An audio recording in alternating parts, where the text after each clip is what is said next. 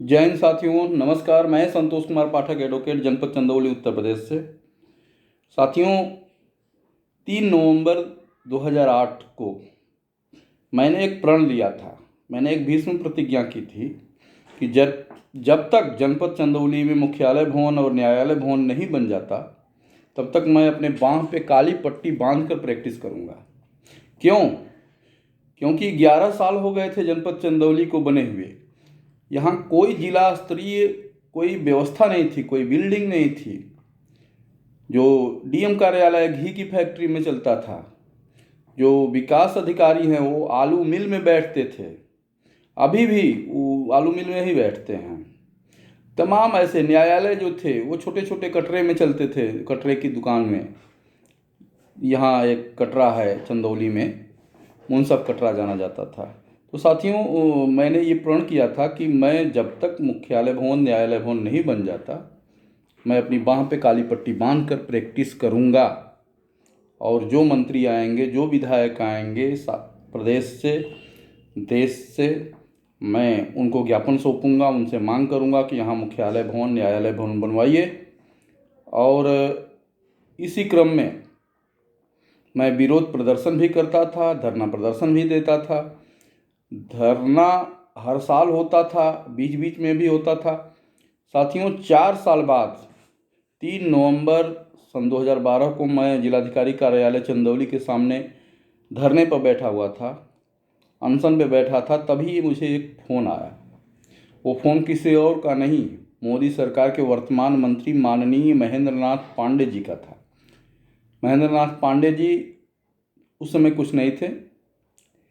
वे phone किए कि संतोष जी, आप मुख्यालय के लिए आज धरने पर बैठे हैं, लंबे समय से मुख्यालय न्यायालय भवन निर्माण की मांग कर रहे हैं। मैं चाहता हूं कि मैं आपके अनशन में आऊं, आपके प्रदर्शन में आऊं, और मैं 2014 में चंदौली लोकसभा से चुनाव सांसद का लड़ना चाहता हूं। मेरी लॉन्चिंग वहीं से करा दीजिए, ताकि मुझे भी चंदौली में लोग जाने पहचाने। हमने कहा, आ जाइए, वेलकम, स्वागत है आपका पांडे जी। महेंद्र नाथ पांडे जी आए और धरने पर काफ़ी समय उन्होंने व्यतीत किया, यहाँ लोगों को संबोधित भी किया। लेकिन चुनाव लड़े 2014 में, सारे लोगों ने समर्थन किया।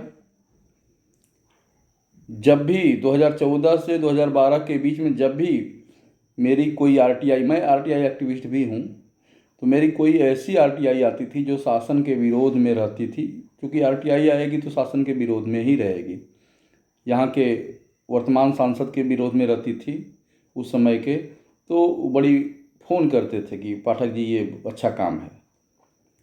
साथियों, 2014 में महेंद्र नाथ पांडे जी भारी मतों से जनपद चंदौली संसदीय क्षेत्र से चुनाव जीत गए। उसके बाद वे फिर जनपद चंदौली की जो मूल समस्या है, जिसने उन्हें लॉन्च किया, उसको भी वे भूल गए। जनपद चंदौली में न्यायालय भवन अभी तक नहीं है, भूल गए। उसके बाद वे उत्तर प्रदेश के भाजपा के अध्यक्ष भी बने, केंद्र में मंत्री भी बने, लेकिन जनपद चंदौली पर जो ध्यान देना चाहिए था माननीय महेंद्र नाथ पांडे जी ने नहीं दिया। 2019 में दोबारा लोकसभा का चुनाव हुआ, पुनः वे यहाँ चंदौली संसदीय क्षेत्र से चुनाव जीते, लेकिन अभी तक उनका ध्यान नहीं है। जनपद चंदौली में सड़कें टूटी हुई हैं, जनपद चंदौली में न्यायालय भवन नहीं है, अधिवक्ताओं के बैठने की कोई व्यवस्था नहीं है। लेकिन सांसद जी नहीं, बल्कि अब मंत्री जी हैं, मंत्री जी मस्त हैं।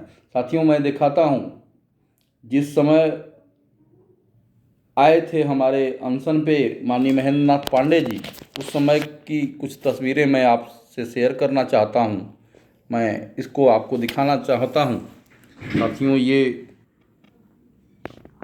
आंदोलन मुख्यालय 2, ये मेरा आंदोलन चल रहा था।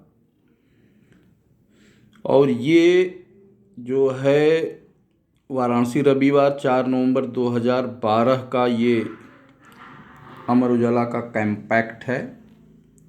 और ये सामने जो आपके दिखाई दे रहे हैं इस समय, ये महेंद्र नाथ पांडे जी हैं। बगल में मैं बैठा हुआ हूँ। और भाजपा के जो वर्तमान विधायिका हैं मुगलसराय की, वो भी हैं साधना सिंह जी। तमाम लोग समाज के थे और सारे लोग ये लोग भूल गए। ये आपको मैं इसलिए दिखाता हूँ कि ये मंत्री जो भाजपा के मंत्री लोग हैं, विधायक लोग हैं, कैसे अवसर का फ़ायदा उठाते हैं, फिर सारी बातों को भूल जाते हैं। तो ये बहुत ही रोचक मामला रहा। मैंने सोचा कि मैं ये आप लोगों से शेयर करूं और बताऊं कि वास्तव में भाजपा क्या है, इसके मंत्री और विधायक कैसे हैं। ये बीच में महेंद्र नाथ पांडे जी हैं, देख सकते हैं आप लोग। जय हिंद। अगर ये वीडियो पसंद आया तो आप लाइक और शेयर ज़रूर करिएगा। नमस्कार।